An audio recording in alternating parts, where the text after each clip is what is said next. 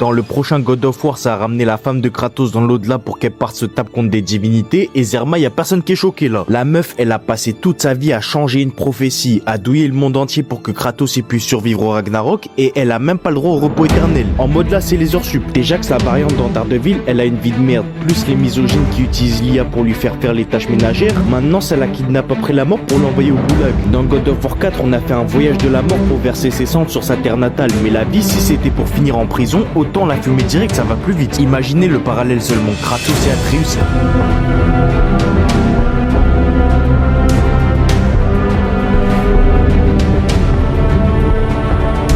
J'ai tué mon père. Je connais la vérité, maman. La vérité. La vérité.